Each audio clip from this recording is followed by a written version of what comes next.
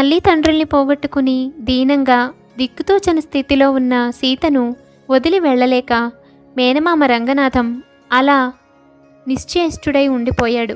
సీత తన చెల్లెలి కూతురు. చెల్లెలి భర్త 10 రోజుల క్రితమే ఒక ప్రమాదంలో చనిపోయారు. వారికి సీత ఒక్కతే కూతురు. చుట్టపు చూపుగా చనిపోయిన వారింటికి వచ్చి పలకరించారు. కార్యక్రమాలన్నీ ముగించారు.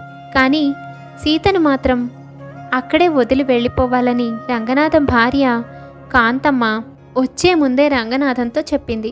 ఆ మాట మేరకు రంగనాథం ఏం చెయ్యాలో తెలియక పాపను ఒక్కతిని వదిలి వెళ్ళలేక అలా దీనంగా నుంచుండిపోయాడు. ఇక చివరకు భార్యతో, కాంతం, ఒక్కసారి దాని మొహం చూడవే. పాపం, 10 ఏళ్ల పిల్ల. దాన్ని ఇక్కడ ఒక్కదాన్ని వదిలేసి మనం ఎలా వెళ్ళిపోతాం? వచ్చే ముందు నువ్వు నాకు చెప్పావు అన్న ఒకే ఒక కారణంగా నేను ఇంతసేపు మౌనంగా ఉండిపోయాను.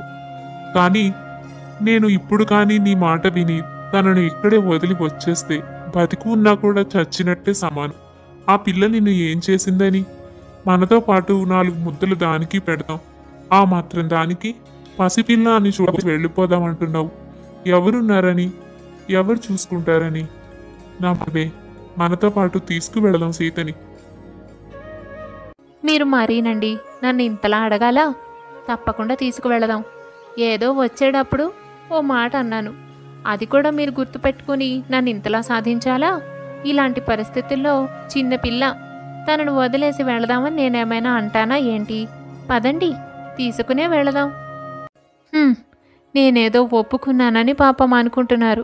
ఆ పిల్ల నాకు ఇంట్లో పని పాటకి పనికొస్తుందిలే అని చివర్లో ఆలోచన వచ్చింది. నేను ఆ మాటంటే ఈయనకి ఎక్కడ కోపం వస్తుందో అనుకున్నాను. ఆయనంతటా ఆయనే తీసుకెళ్దామని అడిగారు కదా. నాకు ఇబ్బంది లేకుండా హాయిగా నేను అడిగింది ఒప్పుకున్నట్టు అయ్యింది. నా పని కూడా అయ్యింది. ఇంటికి వెళ్ళినప్పటి నుంచి నాకు కాస్త పని తగ్గుతుంది. లేకపోతే ఈ పిల్లను మా ఇంట్లో పెట్టుకుని దానిని కూడా కూతురులాగా చూసుకునేంత గొప్ప హృదయం నాకు లేదు. పాపం, ఈయనకి ఈ విషయం తెలీదు. అది కాంతం ఉద్దేశం. పాపం రంగనాథం భార్య ఒప్పుకుంది, సీతను కూడా తన కూతురులా చూసుకుంటుంది అని అనుకుంటాడు. ఇక కాంతం అనుకున్నట్టే ఇంటికి వెళ్ళినప్పటి నుండి సీతతో ఆ పని ఈ పని చేయించుకోవడం, సీతకు చీవాట్లు పెట్టడం, ప్రతి పనిలోనూ వంకలు వెతకడం, ఇలా చేస్తూ ఉండేది. ఇదిగో చూడు సీత, నేనేమీ నిన్ను ఇష్టపడి ఇంటికి తీసుకురాలేదు. మీ మావయ్య అడిగారు కాబట్టి తప్పనిసరి పరిస్థితిలో ఒప్పుకోవాల్సి వచ్చింది. కానీ ఈ ఇంట్లో ఉండాలి అంటే నాతో పాటు నువ్వు కూడా నేను చెప్పిన పనల్లా చేయాలి. నేనొక్కదాన్నే ఇంటిల్లిపాదికి వండి పెట్టి పనులన్నీ చేసి పెట్టలేను. అర్థమైందా? నువ్వు ఆడపిల్లవి, అన్ని పనులు నేర్చుకోవాలి. నాకు ప్రతి పనిలోనూ సాయం చేయాలి. అప్పుడే నీకు రోజు భోజనం చేతికొస్తుంది. అలాగే నేనిలా అన్నానన్న సంగతి మీ మావయ్యకి మాత్రం చెప్పడానికి వీల్లేదు. ఎప్పుడైతే ఈ విషయాలన్నీ మీ మావయ్యకి చెప్తావో అప్పుడు నిన్ను ఇంట్లో నుంచి గెంటేస్తాను. మాట్లాడకుండా నేను చెప్పిన పని చేస్తూ మౌనంగా పడుండు. అలాగే అత్తయ్యా, నేను ఈ సంగతి ఎప్పుడు చెప్పను మావయ్యతో. నేను నీకు అన్ని పనుల్లోనూ సాయంగా ఉంటాను. మా అమ్మకి కూడా పనికి సాయం చేసేదాన్ని. పాపం సీత, తల్లికి సాయం చేయడం అంటే ఏదో చిన్న చిన్న పనులు, పక్క పనులు ఉంటాయి. కానీ కాంతం సంగతి తెలియదుగా. సాయం చేస్తానని చెప్పింది. ఇక కాంతమ్మ అప్పటి నుండి అయిన పని కాని పని నెత్తినేసుకుని మరీ సీతను ఇరికించేది. ఆ పనులు సరిగ్గా చేయడం రాకపోతే మళ్ళీ సీతను నానా మాటలు అని భోజనం కూడా ఒక్కొక్కసారి పెట్టేది కాదు. అలా చాలా ఇబ్బందులు పడసాగింది సీత. రంగనాథంకు ఒక కొడుకు ఉన్నాడు. అతను 6వ తరగతి చదువుతున్నాడు. అతని పేరు రాము. రాముతో పాటు సీతను కూడా స్కూలుకు తీసుకువెళ్ళి జాయిన్ చేయాలని రంగనాథం అనుకున్నాడు. కానీ కాంతమ్మ సీతతో తనకు చదువంటే ఇష్టం లేదని, స్కూలుకి వెళ్ళి చదువుకోవాలన్న ఆలోచన లేదని, ఇలా ఇంట్లోనే ఉండి పని పాట కుట్టు ఇవన్నీ నేర్చుకుంటానని చెప్పించింది. అలా చెప్పకపోతే 4 రోజులు అన్నం పెట్టనని బెదిరించింది. పాపం సీతకు చదువుకోవడం ఇష్టమున్నా మావయ్యతో అలా చెప్పవలసి వస్తుంది. దాంతో ఇంటికి పరిమితమైపోయిన సీత నిరంతరం కాంతమ్మ పెట్టే హింసలు భరిస్తూ బాధపడుతూ ఉండేది. ఒకరోజు అలా ఒంటరిగా కూర్చొని బాధపడుతున్న సీత దగ్గరికి రాము వస్తాడు. ఏంటి సీత, ఇక్కడ ఒక్కదానివి కూర్చున్నావు? నాతో పాటు బయటకు వస్తావా? అందరం కలిసి ఆడుకుందాం. మేమందరం ఇప్పుడు ఆడుకోవడానికి వెళ్తున్నాము. నువ్వు ఒక్కదానివే ఇలా దిగాలుగా కూర్చుంటే నాకు చాలా బాధగా ఉంది. నువ్వు ఇంకెన్ని రోజులు ఇలా ఉంటావు? నేను చూసుకోవడానికి మేమందరం ఉన్నాం కదా. మావయ్య, అత్తయ్య చనిపోయారు, వాళ్ళు తిరిగి రారు. అలాగని నువ్వు కూడా అలా కుంగిపోయి ఇలాగే ఉంటావా ఎప్పుడు? నాకు తెలుసు బావా వాళ్ళు రారని, కానీ నాకు అమ్మా నాన్న బాగా గుర్తొస్తున్నారు. నాకు ఎప్పుడు వాళ్ళని చూడాలని అనిపిస్తూ ఉంటుంది. ఏం చేయను? నేను కూడా చచ్చిపోతే అప్పుడు వాళ్ళ దగ్గరికి వెళ్ళిపోవచ్చేమో. చిచి సీత, నువ్వెప్పుడూ అలా మాట్లాడకు. నువ్వంటే నాకు చాలా ఇష్టం. నేనున్నానుగా నీకు. నీకేం కష్టం వచ్చినా నాకు చెప్పు. నీకేం కావాలన్నా నేను చూసి పెడతాను. అంతేకాని ఇంకెప్పుడు అలా ఆలోచించకు. నీకు చెప్పు, ఏమిష్టమో? జామకాయలు కావాలా? అదిగో ఆ పక్కన తోటలో ఉన్నాయి, నీకోసం కోసుకుని వస్తాను. ఇక్కడే ఉండు. అలా తీవ్రమైన బాధలో ఉన్న సీతకు రాము తోడుగా ఉంటాడు. తనను నవ్వించడానికి, సంతోషంగా ఉంచడానికి రాము ఎల్లప్పుడూ ప్రయత్నిస్తూ ఉండేవాడు. స్కూలుకి వెళ్ళిన సమయంలో తప్ప మిగతా సమయమంతా సీతతోనే గడుపుతూ ఉండేవాడు. సీతకు కూడా అంతో ఇంతో చదువు నేర్పించేవాడు. అలా సీత కూడా కాస్త మామూలు ప్రపంచంలో పడుతూ ఉంటుంది. ఇక ఇదంతా గమనిస్తుంది కాంతమ్మ. అబ్బో, వీళ్ళిద్దరికీ స్నేహం ఎక్కువైనట్టుంది. ఇదంతా నాకు మంచిగా అనిపించడం లేదే. ఇంత చిన్న వయసు పిల్లైనా ఎన్ని తెలివితేటలు! నా కొడుకుని నిరంతరం దాంతోనే మాట్లాడుతూ, దాంతోనే కబుర్లు చెప్తూ ఉండేలాగా చేసుకుంటోంది. నా దగ్గర ఏమీ తెలియని నచ్చిలా నాటకం ఆడుతూ ఉంటుంది. అమ్మో అమ్మో, నేను ఇప్పుడు కానీ చూస్తూ ఊరుకున్నానంటే రేపొద్దున నా కొడుకుతో నన్నే బయట గెంటిచ్చేస్తుంది. చెప్తా దీని సంగతి. యాండి, మీతో ఒక సంగతి మాట్లాడాలి. మన రాము ఉన్నాడుగా, వాడి స్కూల్లో ఏమాత్రం బాగా చదవడం లేదు. మార్కులన్నీ 30లు 40లు వస్తున్నాయి. ఇలా అయితే భవిష్యత్తులో వాడి చదువేం కావాలి? వాళ్ళ టీచర్ గారు నిన్న నన్ను పిలిచి ఈ విషయాలన్నీ చెప్పారు. ఎప్పుడు చూసినా కబుర్లు చెప్తూ కాలక్షేపం చేస్తూ ఉంటాడట. ఈ మధ్యన ఈ సీత వచ్చిన తర్వాత స్కూల్కి వెళ్ళడం కూడా తగ్గించేశాడు. పైగా స్కూల్కి వెళ్ళినా వచ్చినప్పటి నుంచి దాంతోనే ఆటలు పాటలును. ఇలా అయితే వాడి చదువేం సాగుతుంది? ఇదంటే ఎలాగూ చదువుకోనని చెప్పేసింది. మరి వాడిని కూడా అలాగే వదిలేద్దామా? అప్పుడు దేనికి పనికి రాకుండా పోతాడు. నా మాట విని రాముని పట్నం పంపించేసి అక్కడ స్కూల్లో జాయిన్ చేయండి. ఏమే, పాపం సీతకు వాడితోనే కాసేపు కాలక్షేపం అవుతూ ఉంటుంది. ఆడుకున్నా పాడుకున్నా చిన్నపిల్లలు వాళ్ళిద్దరూ ఏదో సంతోషంగా గడుపుతున్నారుగా. ఇప్పుడు వీడి చదువుకి ఏం తొందర వచ్చిందని కాస్త గట్టిగా కూర్చొని చదివితే వాడే మంచి మార్కులు తెచ్చుకుంటాడు. కావాలంటే ట్యూషన్ పెడదాం, అంతేకాని పూర్తిగా పంపించేస్తే ఇది ఒంటరిదైపోతుంది. ఇది మరీ బాగుందండి. ఆ పిల్ల ఒంటరిదైపోతుందని చెప్పి నా కొడుకు జీవితం పాడు చేస్తారా? అయినా మీరు చెప్పే చూస్తుంటే కావాలనే వాణ్ణి సీతకు దగ్గర చేస్తున్నారేమో అనిపిస్తోంది. ఎలాగో అలాగా ఇద్దరికి ఒకరి మీద ఒకరికి అభిమానం ఏర్పడి రేపొద్దున పెద్దయ్యాక ఒకరిని విడిచి ఒకళ్ళు ఉండలేకపోతే దీనినే నా కొడుక్కిచ్చి అంటగడదాం అనుకుంటున్నారేమో. నేను మాత్రం అది సాగనివ్వను. అక్కడి దాకా వస్తుందనే నా బాధ కూడాను. కుదరదంటే కుదరదు. దీన్ని నా కొడుక్కిచ్చి పెళ్లి చెయ్యను. ఏదో మీరు అడగడం వల్ల తప్పనిసరి ఇక్కడికి తీసుకురావడానికి ఒప్పుకున్నాను అంతే. దానికి 2 పూటల భోజనం పెడుతున్నాను, కావలసినవన్నీ చూస్తున్నాను. అంతవరకే నా పని. అంతకు మించి ఈ ఇంట్లో ఇంకేదైనా దానికి అప్పగించాలని చూశారో నేను ఊరుకునేది లేదు. కాంతం, వాళ్ళు ఇంకా చిన్న పిల్లలు, కలిసిమెలిసి ఆడుకునే వయసులో పెళ్లిదాకా ఆలోచిస్తున్నావు. నీది అసలు ఏం బుర్రా? మహా అయితే పెద్దవాళ్ళ మనమే బాధ్యతగా ఆలోచించాలి. ఆ పిల్లని ఎక్కడికో పంపించేయాలి రేపు పొద్దున్న అనుకుంటే దాని బదులు మన ఇంట్లోనే మన అబ్బాయికే ఇచ్చి పెళ్లి చేసుకుంటే మనకే మంచిది. సరే, ఆ సంగతి పక్కన పెట్టు. అది ఇప్పటి సంగతి కాదు, 10-15 ఏళ్ల తర్వాత విషయం. ఇప్పుడు కలిసిమెలిసి ఆడుకుంటున్న పిల్లలను విడదీయద్దు అని చెప్పాను, అంతేకాని నువ్వు ఊహించినట్టు కాదు. పెద్ద అయిన తర్వాత ఎవరి మనసులు ఎలా ఉంటాయో ఎవరికి తెలుసు. మన కోరికల్ని ఇష్టాలని పిల్లల మీద రుద్దే మనస్తత్వం నాది కాదు. అలా అయితే మరింకే, నేను చెప్పినట్టు విని వాడిని పట్నం పంపించి చదివించండి. అప్పుడప్పుడు సెలవులకు వచ్చి వెళుతూ ఉంటాడు, సరిపోతుంది. ఇక్కడ వాడిని ఉండనిస్తే మాత్రం సీతను పంపించేయాలి. ఇక మీ ఇష్టం. కాంతం చేసిన గొడవకు రంగనాథంకు వేరే దారి కనిపించలేదు. సీతను ఎక్కడికి పంపించలేడు కాబట్టి రామునే పట్నం తీసుకువెళ్ళి అక్కడ స్కూల్లో జాయిన్ చేస్తాడు. అంతో ఇంతో తనతో మాట్లాడుతూ సరదాగా ఉండే బావ తనతో లేకుండా వెళ్ళిపోవడంతో సీత కుంగిపోతుంది. చెప్పుకునే వాళ్ళెవ్వరూ ఉండరు. చిన్న వయసు. పాపం సీత తనలో తానే ఎంతో బాధ అనుభవిస్తుంది. సెలవులకు వచ్చినప్పుడల్లా రాముతో సరదాగా మాట్లాడుతూ ఉండేది.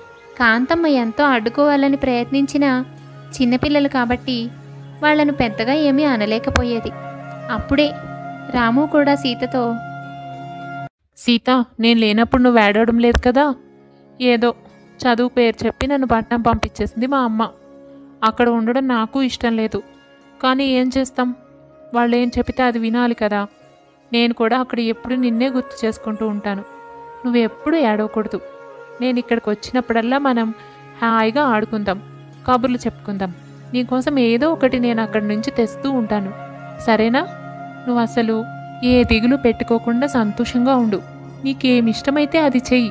కొంతకాలమే, చదువుకోవడం అయిపోయాక మళ్ళీ నేను ఇక్కడే ఉంటానుగా. నేనెప్పుడు నీ గురించి ఆలోచిస్తూ ఉంటాను. అది గుర్తు పెట్టుకోవాలి. అంతేకాని ఎప్పుడు ఏడవకూడదు. సరేనా? అలా రాము సెలవులకి వచ్చినప్పుడల్లా సీతలో ధైర్యాన్ని, సంతోషాన్ని పోగేసేవాడు. పాపం ఆ మాటలే గుర్తుపెట్టుకుని నెమరు వేసుకుంటూ సీత కాలాన్ని వెళ్ళబుచ్చేది. ఇక్కడ అత్తయ్య పెట్టే కష్టాలు మౌనంగా భరించుకునేది. చాలా కాలం గడిచిపోతుంది. ఇద్దరూ పెద్దవాళ్ళైపోతారు. పెద్ద చదువులకు వచ్చిన రాము చాలా కాలం ఊరికి రావడం కుదరదు. సెలవులు లేవని, రాలేనని, ఎప్పుడు చూసినా పరీక్షలని చెబుతూ ఉండేవాడు. దాంతో 4 ఏళ్ళు రాము ఊరికి రాకుండానే గడిచిపోతాయి. సీత ఎప్పుడెప్పుడు సెలవులు వస్తాయా, ఎప్పుడెప్పుడు చదువు అయిపోయి బావ తన కోసం వస్తాడా అని ఎదురు చూస్తూ ఉండేది. చదువు అయిపోతుంది కాబట్టి ఉద్యోగం వస్తుంది. తర్వాత తన బావ తనను పెళ్లి చేసుకుంటాడు అని సీత ఆశ పెట్టుకుంది. ఇంతకాలం పడిన కష్టాలన్నీ ఆ ఆశతోనే నెట్టుకొచ్చింది. ఎప్పటికైనా తను బావని పెళ్లి చేసుకుని సంతోషంగా ఉండొచ్చని ఈ కష్టకాలమంతా మౌనంగా గడిపేసింది. ఎట్టకేలకు 4 ఏళ్ళు గడిచాయి. చదువు పూర్తి చేసుకుని రాము ఇంటికి వస్తాడు.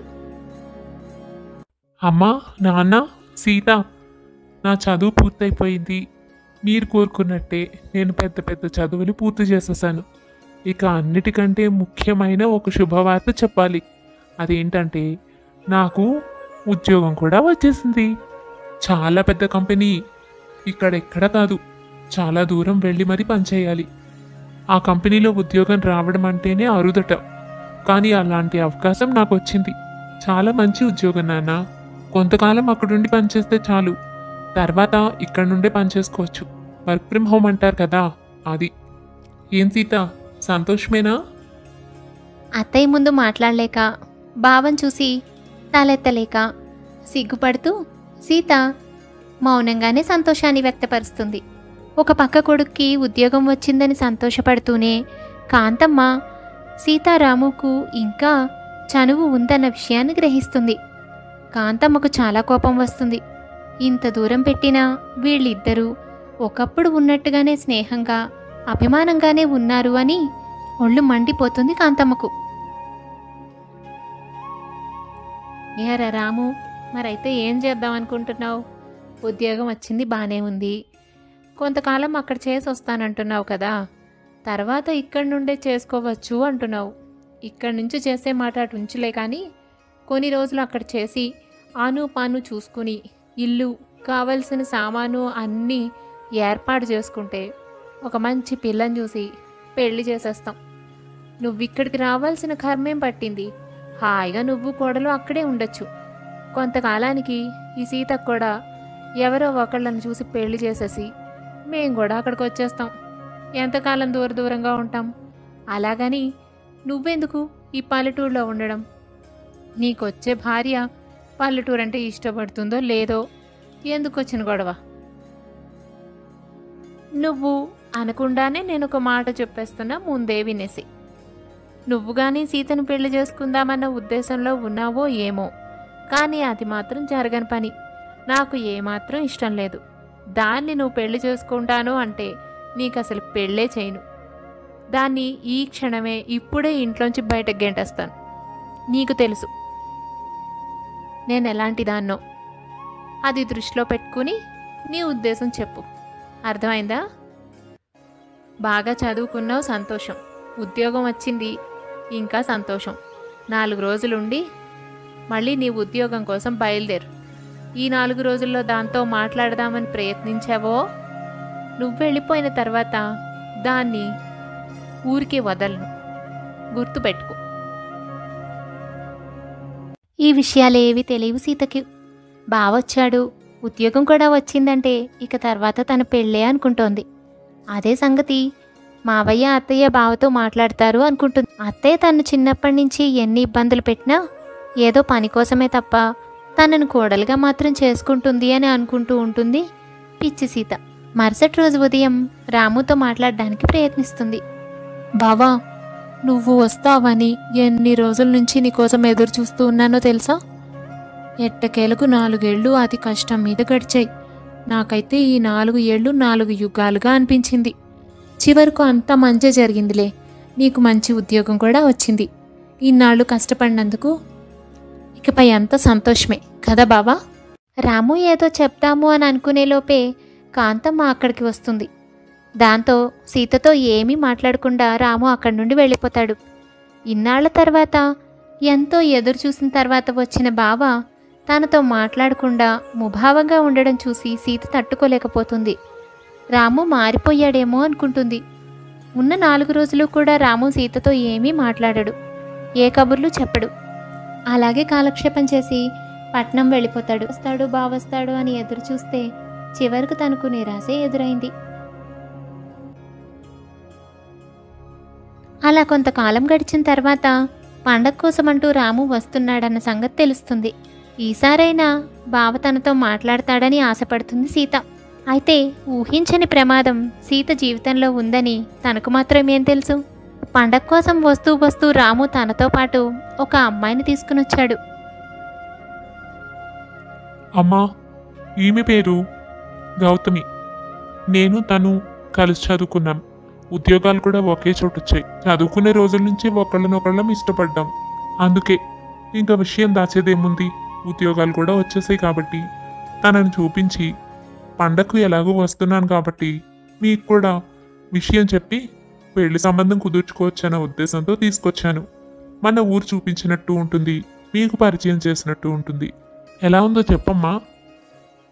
కొడుకు చేసిన పనికి కాంతమ్మ సంబరంలో మునిగిపోతే రంగనాథం దుఃఖంలో మునిగిపోయాడు. పాపం సీతకు రామునిచ్చి పెళ్లి చేయాలని రంగనాథం కూడా చాలా ఆశపడ్డాడు. కానీ కొడుకు ఇలా చేస్తాడని ఎప్పుడూ అనుకోలేదు. ఇక సీత సంగతి చెప్పనే అక్కర్లేదు. ఇది తను ఊహించని పెను తుఫానే తన జీవితంలో. చెప్పుకోవడానికి కూడా ఎవ్వరూ లేరు. తన బాధను ఎలా చెప్పుకోవాలో, ఏ విధంగా సమాధానపరుచుకోవాలో తెలియదు సీతకు. తనలో తానే కుంగిపోయి చాలా బాధపడుతుంది. ఇంకా కొడుకు తీసుకువచ్చిన గౌతమితో కాంతమ్మ ప్రేమ వలకబోస్తూ ఆప్యాయంగా ఆనందంగా మాట్లాడుతూ ఇల్లంతా తిప్పి చూపించి నానా హడావిడి చేస్తుంది. ఆమె కోసం రకరకాల పిండి వంటలన్నీ సిద్ధం చేస్తూ ఆ పనుల్లో సీతను నానా ఇబ్బందులు పెడుతూ రాక్షసానందం పొందుతుంది కాంతమ్మ.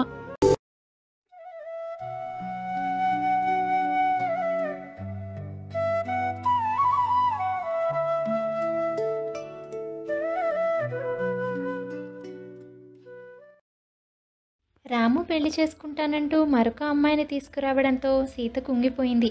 తన ఆశలన్నీ అడియాసలైపోయాయి. తల్లిదండ్రుల్ని కోల్పోయిన బావ మీదే తను ప్రాణం పెట్టుకుని బతుకుతోంది. కానీ రాము ఇలా చేస్తాడని తను ఊహించనే లేదు. అలా ఒంటరిగా కూర్చున్న సీత దగ్గరకు రంగనాథం వెళతాడు. ఇక్కడ ఒంటరిగా కూర్చొని బాధపడుతున్నావు కదూ. ఈ మేనమామ బ్రతికి ఉండి కూడా నీకు ఏమీ చేయలేకపోయాడు. తీసుకువచ్చి ఇంట్లో పెట్టుకున్నానే గాని నీకు అంత కష్టాలే కలిగించాను. మీ అత్తయ్య నిన్ను ప్రతిరోజు వేపుకు తింటుంటే ఆపలేకపోయాను. కనీసం ఒక మంచి జీవితం లభిస్తుందని ఆశపడితే తీరా అది కూడా నేను చేయలేకపోయాను. రాము ఇటువంటి పని చేస్తాడని నేను అనుకోలేదు సీత. ఎప్పుడూ ఊహించలేదు రాము ఇలా చేస్తాడని. ఈ విధంగా కూడా నీకు న్యాయం చేయలేకపోయానమ్మా. నేను బ్రతికి ఉండి ఉపయోగం ఏమిటో నాకు అర్థం కావడం లేదు. ఎప్పుడూ నీపై ఎంతో ప్రేమ ఉన్నట్లు ఉండేవాడు ఇవాళ అకస్మాత్తుగా ఇంత మార్పు ఎందుకు వచ్చిందో తెలియడం లేదు. ఈ మావయ్య నీ జీవితాన్ని నాశనం చేశాడు. లేదు మావయ్య, మీరేం చేశారు? ఒంటరైపోయిన నాకు ఒక జీవితాన్ని ఇద్దామని ఇక్కడకు తీసుకువచ్చారు. నన్ను పెంచి పెద్ద చేశారు. ప్రతి పూట నా బాగోగులు చూసుకున్నారు. ఇంతకంటే మీరు ఇంకేం చేయగలుగుతారు? ఇందులో మీ తప్పేమీ లేదు. ఇది అంతా నా జాతకం వల్లనే. నాది నష్ట జాతకం. అందుకే మా అమ్మ నాన్న చిన్నప్పుడే చనిపోయారు. నేను ఆశపడ్డ బావ నన్ను ఇష్టపడలేదు. నేను నష్ట జాతకురాలిని మావయ్య. దీనికోసం మీరు బాధపడకండి. నాకు ఎలా జరగాలని ఉంటే అలాగే జరుగుతుంది. మీ చేతుల్లో ఏమీ లేదు కదా. నేను కూడా బావ ఎప్పుడు ఇలా చేస్తాడని అనుకోలేదు. కానీ తన ఇష్టాలన్నీ మారి ఉండొచ్చు. ఎప్పుడూ ఒకేలా ఉండాలని ఏముంది? నా తలరాత ఇలా ఉంటే మీరు మాత్రం ఏం చేస్తారు? బాధపడకండి. అలా ఎప్పుడూ అనుకోకు సీత. నీది నష్టజాతకం ఏమిటి? అలా ఏమీ ఉండదు. అనుకోకుండా జరిగిన సంఘటనల వల్ల మానసికంగా దెబ్బతినకు. నీకు ఇంతకంటే మంచి అబ్బాయిని తీసుకువచ్చి పెళ్లి చేస్తాను. నీ జీవితం సంతోషంగా ఉండేలా చూస్తానమ్మా. ఇది కాకపోవచ్చు, కానీ నిజంగా నిన్ను ఇష్టపడేవాడిని వెతికి పట్టుకుంటాను. జీవితంపై ఆశ కోల్పోకు. ఆ మాట మాత్రం అనొద్దు మావయ్య. నేను ఎవరిని పెళ్లి చేసుకోను. మీరేమీ అనుకోవద్దు. నాకు పెళ్లి చేసుకునే ఉద్దేశం లేదు. నన్ను ఇలాగే వదిలేయండి. మీతో పాటే ఉంటాను. మిమ్మల్ని జాగ్రత్తగా చూసుకుంటూ నేను కూడా ఏదో ఒక ఉద్యోగం చూసుకొని అలా కాలక్షేపం చేస్తాను. అంతేకాని పెళ్లి చేసుకోమని మాత్రం అడగండి. పాపం సీత చెప్పిన దాంట్లో నిజం లేకపోలేదు. తను చిన్నతనం నుంచి బావనే భర్తగా అనుకుంది. ఉన్నట్టుండి మరెవరినో పెళ్లి చేసుకోవడం చాలా కష్టమైన పని. దాంతో రంగనాథం సీతను బలవంతం చేయలేదు. కొన్ని రోజులు తనను ప్రశాంతంగా ఉండనిద్దామనుకుని అప్పటికైతే ఆ విషయాన్ని పక్కన పెట్టేశాడు. ఇదిలా ఉంటే కొడుకు చేసిన పనికి ఆనందంలో మునిగిపోయిన కాంతమ్మ రాము దగ్గరకు వెళ్ళి, చాలా మంచి పని చేశావురా రాము. నిజంగా నేను అనుకున్న దానికంటే నువ్వు చాలా తెలివైన వాడివి. నేను నీ గురించి ఏదో అనుకున్నాను, కానీ ఈ రోజుతో నా అనుమానాలన్నీ పటాపంచలైపోయాయి. పోనీలే, అమ్మాయి చూడముచ్చటగా ఉంది. నీతో పాటు ఉద్యోగం కూడా చేస్తోంది. ఇంకేం కావాలి? మీ ఇద్దరూ చిలక గోరింకల్లా కలిసిమెలిసి ఉంటే మాకు అంతే చాలు. నేను కోరుకున్నది కూడా అదే. నువ్వు ఎక్కడ సీతను పెళ్లి చేసుకుంటానంటావోనని బెంగ పెట్టుకున్నాను. అది నువ్వు ఎప్పుడొస్తావా అని ఎదురు చూస్తూ నీ గురించి ఆలోచిస్తూ ఉంటే నాకు కంగారుగా ఉండేది. నువ్వు కూడా ఇలాగే ఉంటావేమో అని. కానీ నువ్వు నా కొడుకువని నిరూపించావు. దానికి మంచి సమాధానం చెప్పావు. నీకు ఇష్టం లేదని తెలిసి కూడా నేనెలా సీతను ఇష్టపడతానమ్మా? ఏదో చిన్నతనం నుంచి ఓదార్పుగా 4 మాటలు చెప్పేవాడిని అంతే. నేనెప్పుడు సీతను పెళ్లి చేసుకోవాలని అనుకోలేదు. నాతో పాటు ఇంట్లో ఉండేది. పాపం ఒంటరిగా ఉంటుంది కదా అని మాట్లాడేవాడిని. అంతేకాని ఏ రోజు పెళ్లి చేసుకోవాలన్న ఆలోచన లేదు నాకు. అదీ కాక నీకు సీత అంటే ఇష్టమో కాదో నాకు తెలుసుగా. నీకు ఇష్టం లేని పని నేను ఎప్పుడైనా చేశానా? అందుకే బాగా ఆలోచిస్తే గౌతమి నాకు సరైన జోడి అని, నీకు కూడా బాగా నచ్చుతుందని అనిపించింది. నువ్వు కాదనవన్న నమ్మకంతోనే ఇలా ఇంటికి తీసుకువచ్చేశాను. అలా రాము కాంతం మాట్లాడుకుంటూ ఉండగానే గౌతమి అక్కడికి వస్తుంది. ఏంటి రాము, ఎంతసేపు మీరు కబుర్లు చెప్పుకోవడమేనా? నా గురించేమీ ఆలోచించవా? ఇంటికి వచ్చి ఎంతసేపు అయ్యింది? నాకెవ్వరైనా కాఫీ ఇచ్చారా? అసలు తాగుతావా అని అడిగారా? ప్రయాణం చేసి అలసిపోయి వచ్చాను. ఆంటీ, మీరైనా నాకు కొంచెం కాఫీ పెట్టి ఇవ్వచ్చు కదా. నేను అడిగితే కానీ ఇంట్లో మర్యాదలు చెయ్యరా? ప్రయాణం చేసి అలసిపోయాను. చాలా తలనొప్పిగా ఉంది. మంచి స్ట్రాంగ్ కాఫీ ఇవ్వండి ఆంటీ. ఒక పక్క సంబరంలో ఉన్న కాంతమ్మ గౌతమి మాటలు వింటూనే ఆశ్చర్యంగా నుంచుండిపోయింది. మనసులో, ఇదేమిటి ఈ అమ్మాయి ఇలా మాట్లాడుతూ ఉంది? అరే, కొత్త ఇంటికి వచ్చామన్న మొహమాటమూ లేదు, పెద్దవాళ్ళన్న గౌరవము మర్యాద అసలు లేదు. ఏదో తన కింద పనిచేసే వాళ్ళతో మాట్లాడినట్టు. అంత నిష్ఠూరంగా మాట్లాడుతోందేమిటబ్బా? సరేలే, ఏదో ప్రయాణం చేసి అలసిపోయానంటుందిగా, తలనొప్పి ఉండడం వల్ల అలా మాట్లాడుతున్నట్టుంది. అలా చివరకు సమాధానపడి కాఫీ పెడదామని వంటింట్లోకి వెళుతుంది కాంతమ్మ. అక్కడ అక్కడ అప్పటికే సీత వంట చేస్తూ ఉంటుంది. ఇక తన ప్రతాపమంతా సీతపై చూపించి, ఏమే, ముద్దులో ఇక్కడ కూర్చొని ఉండకపోతే ఇంటికొచ్చిన వాళ్ళకి మర్యాద చెయ్యొద్దా? ఆ పిల్ల చూడు, తలనొప్పిగా ఉందట, కాఫీ ఇవ్వరా, మర్యాద చేయరా ఈ ఇంట్లో అంటూ అడుగుతోంది. ప్రయాణం చేసి వచ్చింది కదా, కాస్త కాఫీ అయినా ఇవ్వద్దు? నీకు ఈ మాత్రం విషయం కూడా తెలియదని నేను అనుకోలేదు. ఓ అన్ని విషయాలు తెలిసినన్నట్టు కబుర్లు చెప్తావుగా, అతిథి మర్యాద కూడా తెలీదా నీకు? వెంటనే మంచి స్ట్రాంగ్ కాఫీ పెట్టి ఆ అమ్మాయికి ఇచ్చిరా. ఆ అమ్మాయి ఈ ఇంటి మనిషి, బాగా చూసుకోవాల్సిన బాధ్యత మనపై ఉంది. ఏంటి, నువ్వే రేపో ఎల్లుండో మరో ఇంటికి వెళ్ళిపోయే పిల్లవి. ఆమె ఎప్పటికీ ఈ ఇంట్లోనే ఉండే మనిషి, ఇంకెంత జాగ్రత్తగా చూసుకోవాలి. ఆ అమ్మాయి మర్యాదకి ఏమైనా లోటు జరిగిందో నా సంగతి నీకు తెలుసు. ఆ పని చెయ్యి ఈ పని చెయ్యి అంటూ సీతపై అధికారం చూపించడం, అన్ని పనులు చేయించుకోవడం. బాధలో ఉన్న సీత ఏమీ చేయలేక వాటన్నిటినీ తట్టుకుంటూ అన్ని పనులు చేసుకుంటూ వచ్చింది. అవన్నీ చూసి రంగనాథం ఎంతో బాధపడసాగాడు. కొడుకుపై చాలా కోపం వచ్చింది. సీతను తీసుకువెళ్ళి మరెక్కడైనా ఉంచి తనను సురక్షితంగా ఉంచాలని అనుకున్నాడు రంగనాథం. అలా ఉండగా ఒకరోజు గౌతమి, ఆంటీ, ఈ ఇల్లు, ఈ పొలం ఇదంతా మీదేనా? ఇది ఎంత ఖరీదు చేస్తుంది? ఎన్ని ఎకరాల స్థలం ఇది?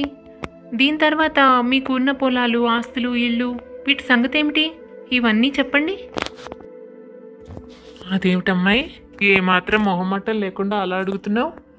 ఆస్తులు, వివరాలు ఇవన్నీ అప్పుడే ఎందుకు? ఏదో పండగ కోసం వచ్చావు, పండగ వరకు ఉండి సంతోషంగా గడిపి వెళితే ఆ తర్వాత ఇక్కడికి వచ్చేది నువ్వే కదా. వచ్చిన తర్వాత అన్నీ అవే తెలుస్తాయి. ఇప్పటి నుంచి ఇల్లు, పొలాలు, ఆస్తులు అంటూ వివరాలు అడుగుతున్నావేమిటి? ఎప్పటికైనా తెలుసుకోవాల్సిందే కదా ఆంటీ. ఇప్పుడైతే ఏముంది, నేను ఇప్పుడే తెలుసుకుంటే దానికి తగ్గట్టుగా ఏమేం చేయాలో ముందే ప్లాన్ చేసుకోవచ్చు. ఈ ఇల్లు, పొలం, ఆస్తి అన్నీ నావే కదా. వాటిని ఏం చేయాలి, ఎలా ఉపయోగించుకోవాలి, ఏ విధంగా వాడుకోవాలి, ఇవన్నీ నేను ఆలోచించుకోవచ్చు. నా ఏర్పాట్లు నేను చేసుకోవచ్చు. అందుకే ముందే అడుగుతున్నాను. అయినా తప్పేముంది?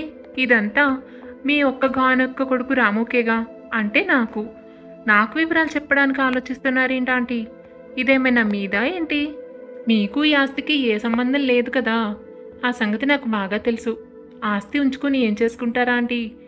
ఏదైనా మీ అబ్బాయి కోసమే కదా. ఈ వివరాలన్నీ నాకు చెప్పి తీరా.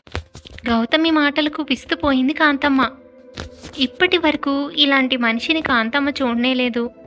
ఎంతసేపు సీత నోరు మెదపకుండా మౌనంగా చెప్పిందల్లా చేస్తుంటే మనుషులందరూ అలాగే ఉంటారనుకుంది. పాపం, ఇప్పుడు తెలిసొచ్చింది. అసలు ఇక గౌతమి అడిగిన ప్రశ్నలకు ఏం సమాధానం చెప్పాలో కూడా కాంతమ్మకు అర్థం కాలేదు. అలా చూస్తూ ఉండగానే అక్కడకు రాము వస్తాడు. చూడు రాము, ఈ ఆస్తులు, వివరాలు, పొలం ఇవన్నీ విషయాలు చెప్పమంటే ఆంటీ ఎందుకో బాగా ఆలోచిస్తున్నారు. అవన్నీ రేపొద్దున నీకే కదా. వాటి వివరాలన్నీ తెలుసుకోవాల్సిన బాధ్యత నాకుంది. అందుకే నన్ను అన్ని చోట్లకి తీసుకెళ్ళి చూపించమని అడిగాను. అన్ని వివరాలు చెప్పమన్నాను. ఆంటీ ఏంటో ఆ మాట అన్నప్పటి నుంచి మాట్లాడడం మానేసి మౌనంగా చూస్తూ ఉండిపోయారు.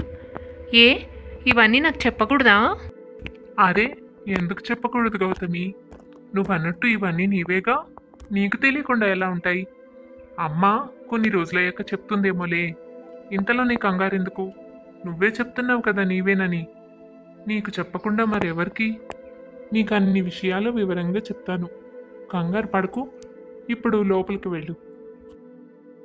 గౌతమి సంగతి అటుంచితే రాము మాటలు ఇంకా ఆశ్చర్యపరిచే కాంతమ్మను. అసలు ఏం జరుగుతుందో తనకు ఏమీ అర్థం కాలేదు. పెళ్లి కూడా అవకుండానే కొడుకు ఆమె ఏం చెప్తే అదే సరైనదంటూ తలాడిస్తున్నాడు. ఏంటో నువ్వు కూడా అమ్మాయికి వంత పాడుతున్నావు? పెళ్ళై ఇంకా అవ్వలేదు, ఇప్పటికే ఆస్తుల వివరాలు చెప్పమంటుంది. పైగా ఎప్పటికైనా తెలియాలి కదా, ఆస్తితో మీకు సంబంధమే లేదు, అదంతా మాదే కదా అంటుంది. ఏంట్రా ఈ అమ్మ ఇలా మాట్లాడుతోంది? నువ్వు చూస్తే ఇదేంటి అని ప్రశ్నించకుండా సరే సరే చెప్తానంటున్నావు. అదేం లేదులేమ్మా, గౌతమి అంతే, మనసులో ఏది ఉంచుకోదు, అన్నీ పైకి మాట్లాడేస్తుంది. ఇప్పుడు ఎవరైనా ఇలాగే అనుకుంటారు కదా, అత్తగారింట్లో ఏ ఆస్తుంది, ఏముంది, ఎంత ఉంది తెలుసుకోవాలని. అంతే, అలాగే తను కూడా అడిగింది, అంతేకాని వేరే ఏమీ ఉండదు. దానినే కొంచెం సున్నితంగా చెప్పడం గౌతమికి రాదు. ఉన్నదున్నట్టు మొహం మీద మాట్లాడేస్తూ ఉంటుంది. అందుకే. అయినా తను అన్న దాంట్లో కూడా తప్పేముంది, ఇదంతా మాదేగా. ఆ విషయమే తను కూడా చెప్పింది. ఎప్పటికైనా తను తెలుసుకోవాల్సిందే కదా, అందుకే నేను కూడా చెప్తానులే అన్నాను. నువ్వేం కంగారు పడకు. మరుసటి రోజు రాము గౌతమి మాట్లాడుకుంటూ ఉంటారు. నాకు మీ ఊరు చాలా నచ్చింది రాము. ప్రశాంతమైన వాతావరణం, పచ్చని చెట్లు, మనం ఉన్నట్టుగా ఏ బాదరబందీ, హడావిడి, గందరగోళం ఏమీ లేవు. చాలా ప్రశాంతంగా అనిపిస్తోంది. నాకైతే ఇక్కడే ఉండిపోవాలని ఉంది. అయితే పెళ్ళైన తర్వాత మనకు ఎలాగో వర్క్ ఫ్రమ్ హోమ్ ఆప్షన్ ఉందిగా, మనం ఇక్కడే ఉండిపోదాం. అక్కడికి వెళ్ళి ఆఫీసుల్లో పడి నానా కష్టాలు పడాల్సిన అవసరం లేదు. ఇంట్లోనే హాయిగా ఉండొచ్చు. ఏమంటావు? నీ ఇష్టం గౌతమి, కాదనేదేముంది. ఎవరికైనా పల్లెటూరు నచ్చదంటారు, కానీ నీకు నచ్చిందంటున్నావు. ఇక్కడే ఉండిపోదామంటున్నావు. ఇక అభ్యంతరం చెప్పేదేమని చెప్పు. నీకే నచ్చితే ఆనందంగా ఉండొచ్చు. మా అమ్మ నాన్న కూడా చాలా సంతోషిస్తారు. వాళ్ళు కూడా మనం వాళ్ళ కళ్ళెదురకుండా ఉండాలనే కదా కోరుకుంటారు. ఏంటి, మీ అమ్మ నాన్న కూడా మనతో పాటే ఉంటారా? ఇది మరీ బాగుంది. నువ్వు ఏ కాలంలో ఉన్నావు రాము? మన పెళ్ళైన తర్వాత అత్త మామల్ని ఎక్కడో ఒక్కడ ఒక మంచి వృద్ధాశ్రమంలో చేర్పించేద్దాం. మనతో పాటు ఎందుకు? మనం ఏ పనుల్లోనూ ఉంటాం. వాళ్ళ బాగోగులు అవసరాలు చూసుకునేదెవరు? వాళ్ళ వెన్నంటే ఉండి చూడాలంటే నేను ఉద్యోగం మానేయాలి. నేను ఆ పని చచ్చినా చెయ్యను. ఎంత వర్క్ ఫ్రమ్ హోమ్ అయినా ఎప్పుడూ నేను బిజీగా ఉంటానని నీకు తెలుసు కదా. అందుకే ఎంచక్కా అత్తగారిని మామగారిని వృద్ధాశ్రమంలో పెడితే అక్కడ వాళ్ళకి ఏ లోటు లేకుండా హాయిగా ఉంటారు. అంతేకాని అందరం కలిసి ఉందామని మాత్రం చెప్పకు. నాకు ఊరు నచ్చింది, ఇల్లు నచ్చింది, అలాగే మీ ఆస్తులు కూడా. అంతేకాని అందరితో పాటు ఉండి చాకరీ చేయాలని మాత్రం అనుకోవడం లేదు నేను. నువ్వు చెప్పింది కూడా నిజమే అనుకో, కానీ మరీ వృద్ధాశ్రమంలో అంటే అక్కడ సౌకర్యాలు అవి ఉండాలి. ఏ కష్టం వచ్చినా చూసుకునే మనుషులు ఉండాలి గౌతమి. మన ఇంట్లో మనతో పాటే ఉన్నారనుకో, కళ్ళెదురకుండా, ఆ తృప్తి వేరు. నీకేం చాకరీ ఉంటుందని నేను పని మనిషిని పెడతాను కదా. నువ్వు ఏమీ ఇబ్బంది పడనక్కర్లేదు. వాళ్ళ పనులన్నీ ఒక పని మనిషి చూసుకుంటుంది. నీ పని నువ్వు చూసుకో చాలు. అప్పుడు నీకు ఇబ్బంది లేదు, వాళ్ళకి ఇబ్బంది లేదు. ఏమంటావు? సరిగ్గా వీళ్ళు మాట్లాడుకుంటున్న సమయానికే కాంతమ్మ వాళ్లను భోజనానికి పిలుద్దామని అక్కడికి వస్తుంది. వస్తూ వస్తూ గౌతమ్ మాటలు విని అక్కడ మనిషి అక్కడే కూలబడిపోతుంది కాంతమ్మ. అలా చేస్తే ఊరంతా నా మీద దుమ్మెత్తిపోస్తారు. ఇంట్లోనే ఉంచుకుని ఒక్క పని కూడా వాళ్ళ కోడలు చేసి పెట్టదు అని నన్ను నానా మాటలు అంటారు. నన్ను అలా అనిపిద్దామని అనుకుంటున్నావా నువ్వు? రాము, నువ్వు అనుకుంటున్నావు, కానీ ఇవాళ రేపు వృద్ధాశ్రమాలు చాలా అభివృద్ధి చెందాయి. వాటిలో చాలా సౌకర్యాలు ఉంటున్నాయి. ఏం కావాలంటే అది చిటికెలో దొరుకుతోంది. ఇక్కడ కంటే వాళ్ళు అక్కడే హాయిగా ఉంటారు. నా మాట నమ్ము. అయినా కొంతకాలం అయ్యాక మనకి పిల్లలు పుడతారు కదా, అప్పుడు ఈ ఇల్లు వాళ్ళకి సరిపోదు. అలా చూసినా కూడా మనం క్షేమంగా హాయిగా ఉండాలి అంటే వాళ్ళని ఎక్కడికో ఒక్కడికి పంపించాల్సిందే.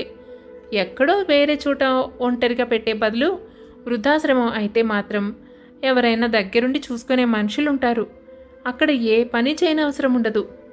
వండి పెడతారు, కావలసినవన్నీ తెచ్చి పెడతారు. హాయిగా పొద్దున్నే లేచి ప్రశాంతంగా కూర్చుని పేపర్ చదువుకుంటూ దేవుడి స్మరణ చేసుకుంటూ జీవితం గడిపేయచ్చు. ఇంతకంటే మంచి ఆలోచన ఇంకెవ్వరైనా చెప్తారా చెప్పు? ఆలోచిస్తుంటే నువ్వు చెప్పింది కూడా నిజమే అనిపిస్తోందిలే. అదే నిజం కావచ్చు. సరే సరే, నువ్వన్నట్టుగానే ఏదైనా మంచి వృద్ధాశ్రమం ఇంటికి దగ్గరలోనే చూద్దాం. అయినా మన పెళ్ళవ్వాలి కదా ముందు. పెళ్ళయ్యాక కొంతకాలం ఓపిక పట్టు. వెంటనే ఎక్కడికో ఒకడికి పంపించేస్తే చూసే వాళ్ళకి బాగుండదు. నీకే కష్టం లేకుండా నేను చూసుకుంటా కదా. ఈ మాటలన్నీ అప్పటిదాకా ఓపిగ్గా వింటున్న కాంతమ్మ ఇక కొడుకు సమాధానంతో ఉండబట్టలేక అక్కడకు వచ్చి, ఏరా, ఇదా నువ్వు నేర్చుకున్న చదువు? ఉద్యోగం వచ్చినంత మాత్రాన తల్లిదండ్రులు కాని వాళ్ళైపోయారా? మమ్మల్ని చూసుకోవడం నీకు అంత కష్టం అనిపిస్తోందా? ఇంకా పెళ్ళే కాలేదు, ఇప్పుడే ఈ పిల్ల ఏం చెప్తే దానికి తానా తందానా అంటున్నావు.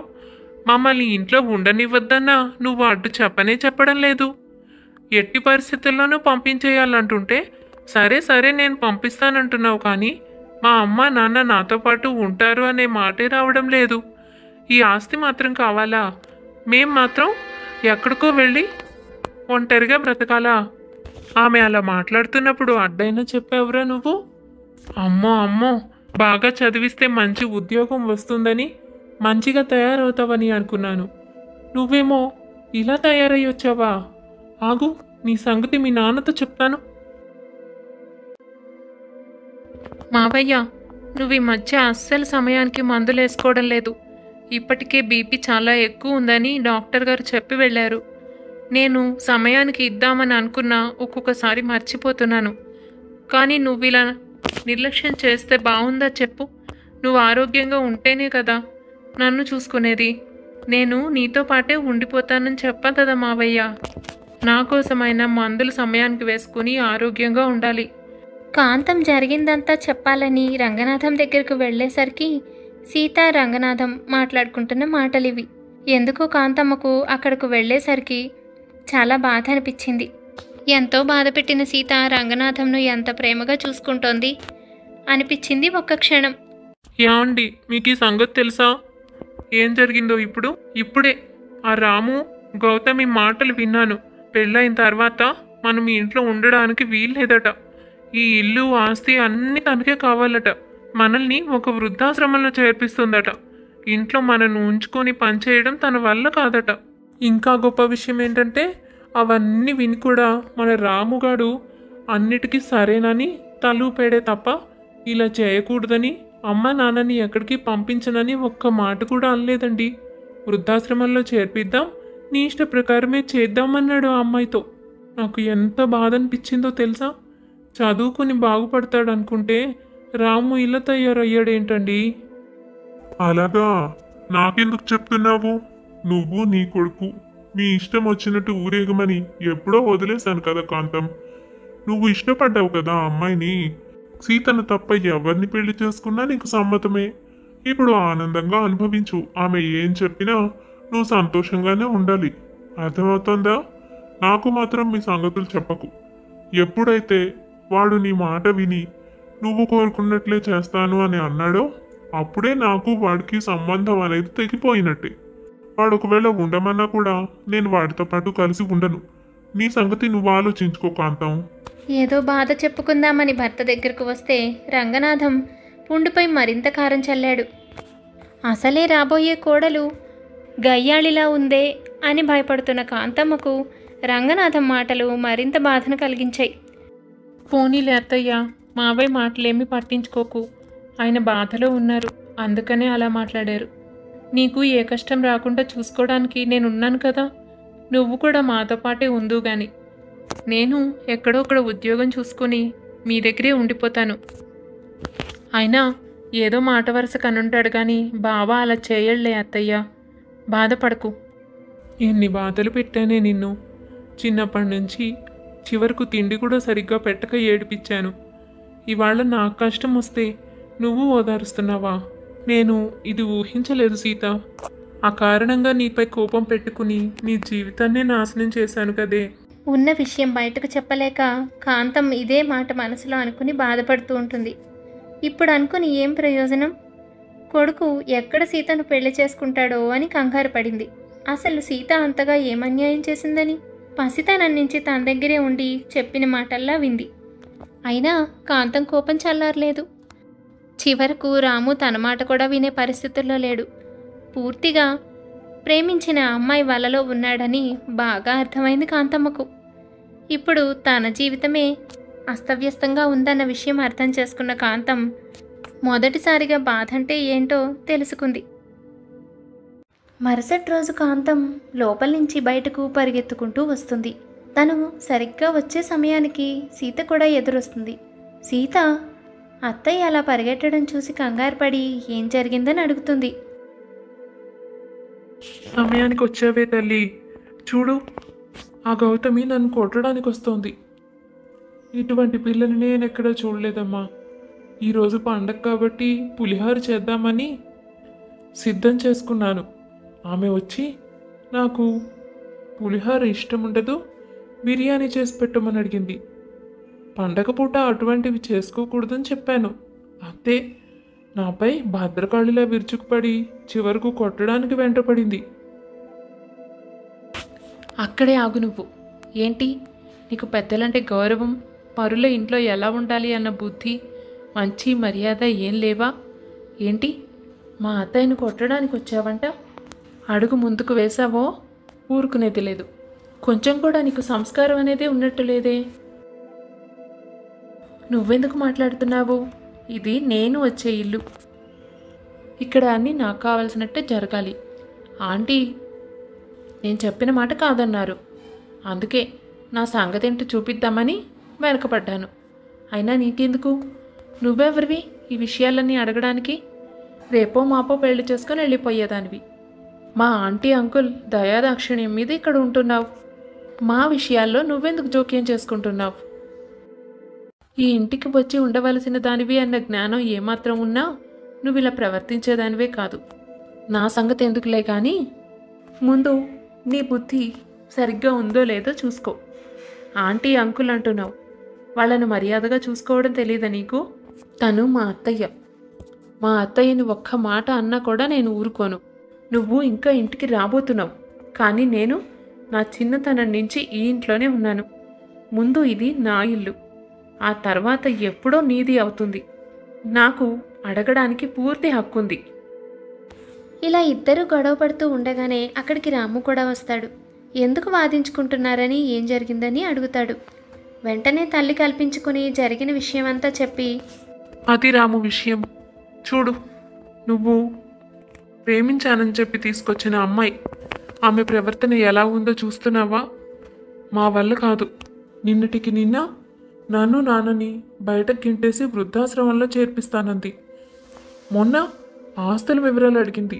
ఈరోజు చూస్తే ఏకంగా కొట్టడానికే వచ్చింది.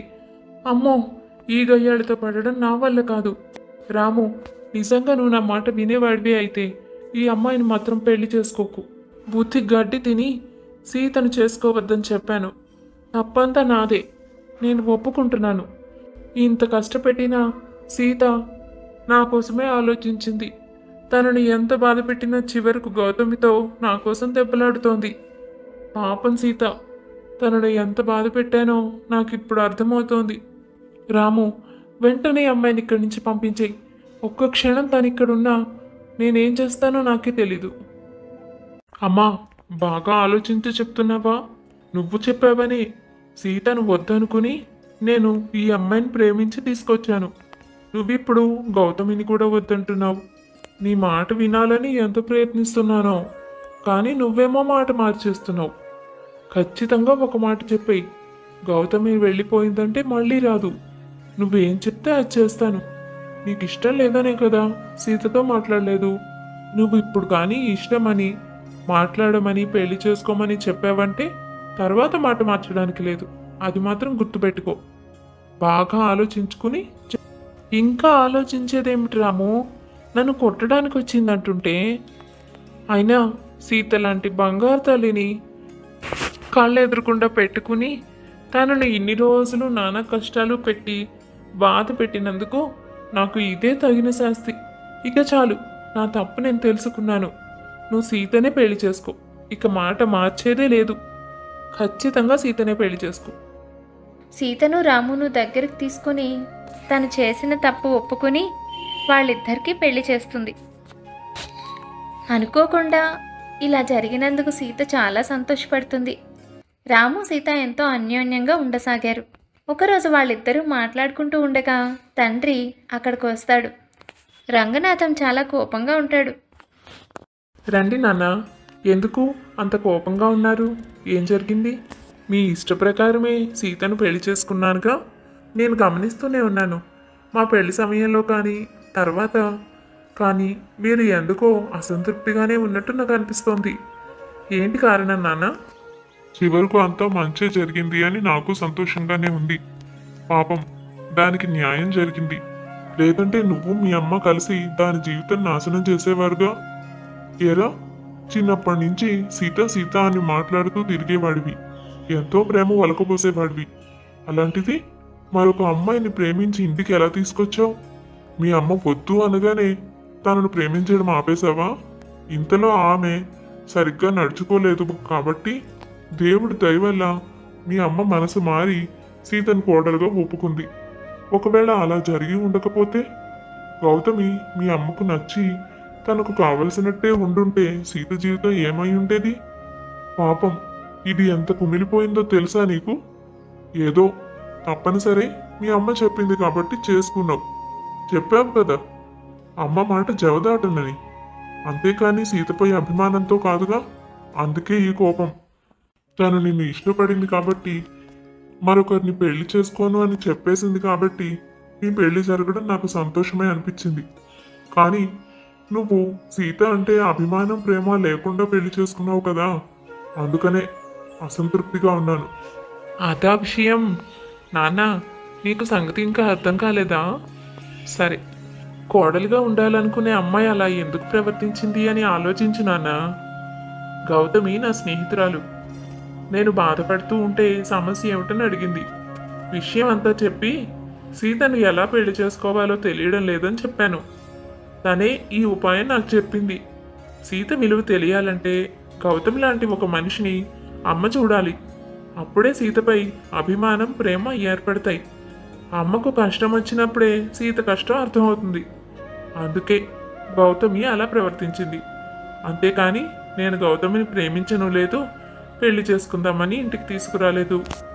సీతకు మంచి జీవితం రావాలంటే ఎప్పటికైనా అమ్మ కూడా తనను ప్రేమగా చూసుకుంటేనే అది సాధ్యం.